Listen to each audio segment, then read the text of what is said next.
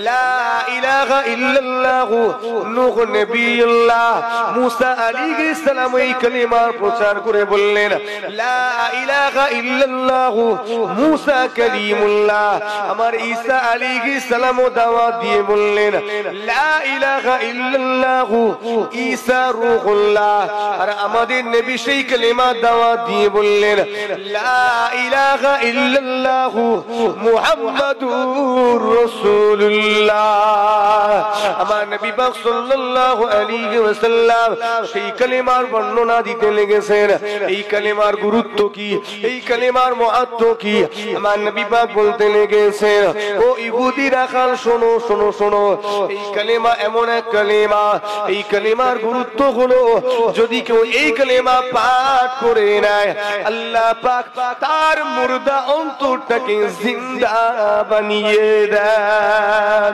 এই কালিমা এমন এক কালিমা যদি কেউ এই কালিমা পাঠ করে নেয় আল্লাহ পাক তার পূর্বের পাপ রাশিকে ক্ষমা করে দেন এই কালিমা এমন এক কালিমা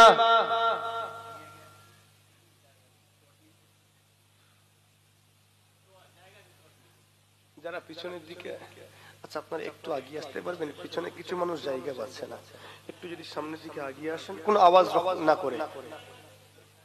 না করে একটু একটু করে নিজের আগিয়ে আসেন পিছনের মানুষগুলোকে একটু জায়গা করে দেন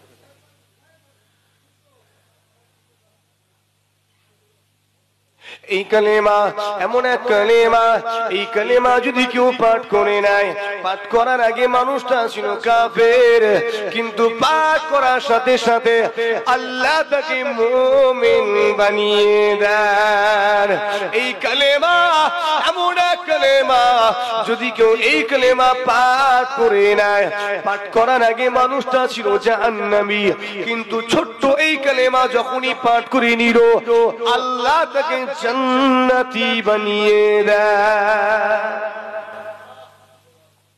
কি এমন কথা পাঠ করার আগে কাফের পাঠ করার পরে কি মুমিন একবার জোরে কই না সুবহানাল্লাহ ছোট্ট একটা কথা পাঠ করার আগে জাহান্নামী নিশ্চিত জাহান্নামী কিন্তু যখনই পাঠ করে নিল আল্লাহ তাকে জান্নাতি বানিয়ে দেন জোরে কই না সুবহানাল্লাহ আল্লাহ নবীর হাদিস মান ক্বালা লা ইলাহা ইল্লাল্লাহ যে ব্যক্তিটা বলল লা ইলাহা ইল্লাল্লাহ আল্লাহ ছাড়া কোনো ইলাহা নেই আল্লাহ নবী বলছেন ওই ব্যক্তিটা ফাদাখালাল জান্নাহ আল্লাহর দয়ার জান্নাতে দাখিল হবে জোরে কই না সুবহানাল্লাহ ছোট্ট একটা কালেমা ছোট্ট একটা কথা জি হ্যাঁ যখন আমার নবী পাক সাল্লাল্লাহু আলাইহি ওয়াসাল্লাম এগুলো বললেন ইহুদি রাখাল তখন আমার নবীকে জিজ্ঞাসা করছে আচ্ছা মুহাম্মদ বলেন তো এই কালেমা যদি কেউ পাঠ করে তার কি কোনো লাভ আছে তার কি কোনো ফায়দা আছে একবার জোরে হয় না সুবহানাল্লাহ আচ্ছা রাখাল কি খুঁজছে এখানে লাভ ফায়দা ফায়দা আছে না নেই কালেমা পাঠ করলে কথা বলেন না লাভ আছে আচ্ছা কি লাভ আছে একটু বললে খুশি হব আজকে যারা এখানে এসেছি আমরা লাভ দেখছি কি দেখছি আচ্ছা যারা সব সময় নিজেদের লাভ খোঁজে ফায়দা খোঁজে আমরা তাদেরকে কি বলি যারা নিজের স্বার্থ দেখে রে বাবু সব সময় তাদের কি বলি স্বার্থপর তো এখানে কেউ স্বার্থপর আছেন নাকি নেই তো যদি কেউ স্বার্থপর থাকেন একটু হাত তুলেন তো দেখি স্বার্থপর ব্যক্তিরা হাত তুলবেন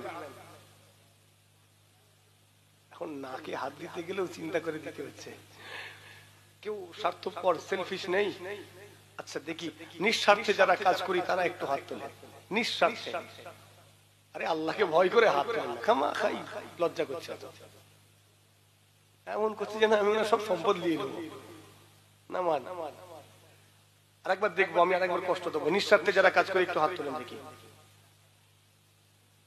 অনেক মানুষ আছে যারা হাত তুলেছেন নিঃস্বার্থে কাজ করি বলে সব মানুষগুলো বোকা আর এদের মতো বোকা অন্য কোনো জায়গায় নেই তা ঝাড় খেয়ে গেল বলে হুজুর স্বার্থপর বললেও ঝাড় খেতাম আর এটা বলেও না যে তুলব না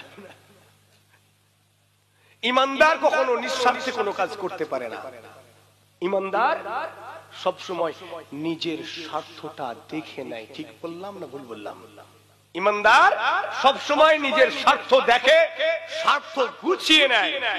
আর বোকা মানুষ স্বার্থ বুঝে না, তাই তো সে বোকা।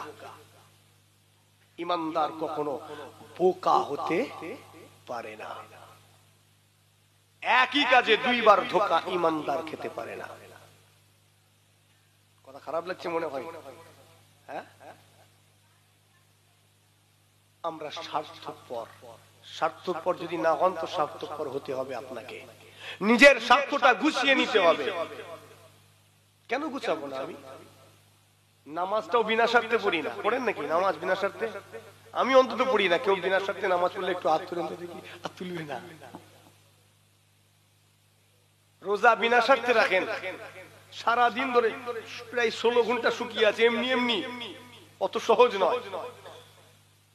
আজকে জান্নাতের বাগানে এমনি বসে নেই আপনি, আপনার স্বার্থ আছে না নেই? এখানে কথা বলেন। স্বার্থ না থাকলে এক কদম আমরা চলি না। মাটি খুঁড়লে চারানা পাবো, চারানা পাবো। আচ্ছা 10 পয়সা তো পাবো, পাবনি? মাটি খুঁড়লে 10 পয়সা পাচ্ছি না, অথচ মানুষটা মসজিদে 10 লাখ টাকা দিয়ে দিল। খেপা কুকুরে কেমড়েছে মনে হয়, পাগলা কুকুরে কেমড়েছে তো। তাহলে 10 লাখ টাকা মসজিদে দিল কেন? 10 পয়সা পাবনি আমি এখানে, তো মসজিদে 10 লাখ কেন? ব্যক্তিটা জানে আমি এখানে দিয়েছি মানে আমি সওয়াব পাবো। আমি সওয়াব পেলে আপনি জান্নাতে যাবেন। জোরে হয় না? আমি সওয়াব পেলে আপনি যাবেন না আমি যাব? এই আমি সওয়াব পেলে কে যাবে? তো আমি যাব। আর আপনি সওয়াব পেলে তো সুবহানাল্লাহ বলছেন। আমি আমি জান্নাতে যাচ্ছি এজন্য আপনি খুব খুশি, তাই তো? আলহামদুলিল্লাহ। আপনি সওয়াব পেলে আপনি জান্নাতে যাবেন, আমি নয়। আমি সওয়াব পেলে আমি জান্নাতে যাব, আপনি নয়। মানুষটা মসজিদে দান করছে, মানুষটা জানে আমি এখানে দান করলে আমি সওয়াব পাবো, আর আমি সওয়াব পেলে আমি জান্নাতে যাব। একবার জোরে হয় না সুবহানাল্লাহ। নামাজ দুইটা ক্যাটাগরির নামাজি আছে। একটা নামাজি আল্লাহ হুকুম করেছেন নামাজ পড়ো, তাই নামাজ পড়ে আল্লাহর হুকুম পালন করার জন্য। আর একটা ক্যাটাগরির নামাজি আল্লাহ তোমার সন্তুষ্টি হাসিলের জন্য, তোমার রেজামন্দি হাসিলের জন্য। একবার জোরে হয় না সুবহানাল্লাহ। স্বার্থ আছে না নেই? আসসালাতু মিফতাহুল জান্নাহ, নামাজ জান্নাতের চাবি। আমি জান্নাতে যেতে চাই, তাই চাবিটা সংগ্রহে রাখি, এইজন্য নামাজ পড়ি। বিনা স্বার্থে মানুষ এক কদমও আগায় না, আগানোটা উচিত নয়। আমি বকছি আমার স্বার্থ আছে, আপনি বসে আছেন আপনার স্বার্থ আছে। জি হ্যাঁ, শুনে রেখে দিন। আমার নবী পাক সাল্লাল্লাহু আলাইহি ওয়াসাল্লাম কি জিজ্ঞাসা করে, আচ্ছা মুহাম্মদ বলুন তো দেখি, আপনার এই মুআবানি যদি কেউ পাঠ করে নেয় তার কি কোনো লাভ আছে, কোনো ফায়দা, কোনো উপকার রয়েছে? আল্লাহ নবী কি বললেন?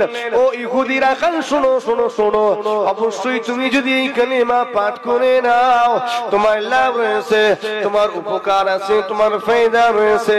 কি লাভ জানো, কি ফায়দা জানো? আল্লাহ নবী বলেন, যদি তুমি এই কালিমা পাঠ করে নাও প্রথমত তোমার লাভ হলো তুমি হয়ে যাবে আমাদেরই ভাই, তুমি হয়ে যাবে আমাদেরই ভাই, তোমার জায়গা হবে আমাদের বুকে। রাখাল অবাক হয়ে গেল, ও মুহাম্মদ আপনি কি বলেন? আমাকে তো মানুষই মনে করা হয় না, সেখানে আমি যদি এই কালিমা পড়ি আপনার ভাই হয়ে যাব, আমাকে বুকে জায়গা দিবেন? আল্লাহ নবী বললেন, শুধু তাই নয়, যদি তুমি এই কালিমা পাঠ করে নাও তাহলে তোমার আরো লাভ আছে, আরো ফায়দা আছে। কি লাভ জানো? তোমার সম্মানটাও বেড়ে যাবে। রাখাল অবাক হয়ে গেল, আমার সম্মানও বেড়ে যাবে। আল্লাহ নবী বললেন, শুধু তাই নয়, যদি তুমি এই কালিমা পাঠ করে নাও তোমার আরো লাভ রয়েছে, তুমি পাবে সামাজিক নিরাপত্তা, তোমার অধিকার হরণ করা হবে না। কেউ যদি তোমার অধিকার হরণ করতে আসে অন্যান্য ইমানদারেরা তোমার হয়ে অন্যায়ের বিরুদ্ধে লড়াই করবে। রাখাল অবাক হয়ে যাচ্ছে। আমার নবী বলেন শুধু তাই নয়, যদি তুমি এই কালেমা পড়ে নাও তোমার আরো লাভ কি জানো? তুমি যদি গরিব হও, অসহায় নিঃস্ব হও, অন্যান্য ধনী মুসলমানেরা তাদের সম্পত্তি থেকে 2.5% তোমাকে সাহায্য দিবে। জোরে হয় না সুবহানাল্লাহ? কালেমা পাঠ করলে কি লাভ? আমরা এগুলো চিন্তা করিনি, কিন্তু করেছি। কালেমা পাঠ করলে কি? আমি আখিরাতের লাভ জিজ্ঞাসা করিনি। আখিরাতের লাভ যদি তাকে বলা হয় সে নেবেও না। নেবে? যদি বলা হয় কালেমা পড়লে জান্নাত আছে, ইহুদি রাখালটা বলবে তোমার জান্নাত তোমার কাছে রেখে দাও। বলবে না? বলবে না? কেন? তার বিশ্বাস ওদিকে নেই তো। এখন তাকে দুনিয়ার লাভ বলতে হবে, দুনিয়ায় কি ফায়দা সেটা বলতে হবে। আমার নবী বললেন তুমি আমাদের ভাই হয়ে যাবে। একটু বিশ্লেষণের দরকার। রাখালটা সমাজের নিপীড়িত, লাঞ্ছিত, তার অধিকার আছে বলে কেউ মনে করে না। এখন সে কলেমা পড়লে ভাই হয়ে যাবে। একটা মুমিন আর একটা মুমিনের কি হয়? সবাই মিলে বলেন। একটা মুমিন আর একটা মুমিনের ভাই। হাবিল কাবিলের মতো ভাই নয় তো? হাবিল কাবিলের মতো ভাই নয় তো? ভাই, একটা মুমিন আর একটা মুমিনের আমরা ভাই। কালেমা পড়া ঈমানি ভাই। আল্লাহ সব কিছু দূর করে দিয়েছেন। ইসলামে ছুত অছুত আছে, ইসলামে জাতিভেদ প্রথা আছে, বর্ণভেদ আছে, আছে ইসলামে গরিব ধনীর ভেদাভেদ। একটু কথা বলে আল্লাহ রাখেননি, সব চুরমার করে দিয়েছেন। সব ভেঙে চুরমার করে দিয়ে সকলকে সমান অধিকার দেওয়া হয়েছে। একবার জোরে হয় না? আর একটু আস্তে করে। কোনো পার্থক্য রাখেননি। আপনাদের জিজ্ঞাসা করি, সকলে মিলে একটু জবাব দেবেন। একটু বলুন তো দেখি, ইসলাম গরিবের ধর্ম নাকি ধনীদের ধর্ম? সবাই মিলে বলেন। তাহলে চিন্তা করে জবাব দিয়েছেন, চিন্তা করে জবাব দিয়েছেন। কিন্তু আমরা বানিয়ে দিয়েছি না গরিবের? বানিয়েছি না? ইসলামে শুধু কান্না রয়েছে। ইসলাম গরিবের। জিনা কেবল গরিবের নয়। কেবল যদি গরিবের ধর্ম ইসলাম হতো তাহলে আমার নবী পাকের রাজসভায় উসমান গনি কিন্তু জায়গা পেতেন না। পেতেন? আরে কেবল ধনীদের যদি ইসলাম হতো তাহলে আমার নবী পাকের দরবারে আবু বকরের মতো গরিব সাহাবীটাও জায়গা পেতেন না। ইসলাম কেবল গরিবের নয়, কেবল ধনীদেরও নয়। ইসলাম গরিব ধনী সমস্ত শ্রেণীর আল্লাহ সবকটাকে সমান অধিকার দিয়েছেন। ইসলামে পয়সার গরম, টাকার গরম চলবে না, চলবে না বংশের গরম, চলবে না রূপের বড়াই, চলবে না ইসলামে আপনার বিভিন্ন রকমের ডিগ্রির গরম। জি হ্যাঁ, ইসলামে আল্লাহ পাক ছুত অছুত কিছু রাখেননি, জাতিভেদ প্রথা রাখেননি, বর্ণভেদ রাখেননি। আল্লাহ ইসলামে সকলকে সাম্যের অধিকার, সমান অধিকার দিয়েছেন। কোন ইবাদাল্লাহ ইখওয়ানা, তোমরা পরস্পর আল্লাহর ইবাদতকারী ভাই হয়ে যাও। জি হ্যাঁ, মুশফিকিন সিদ্দিকী নামাজে দাঁড়িয়েছে। আপনি একজন মুচির ছেলে আমার পাশে দাঁড়ালেন, আমি আপনার দিকে তাকিয়ে যদি নাক ছিটকায়, আমার আল্লাহ আমাকে মসজিদ থেকে বার করে দিয়েছে। ঠিক বলছি না? এই মুশফিকিন, তুই বেরিয়ে, তুই বেরো।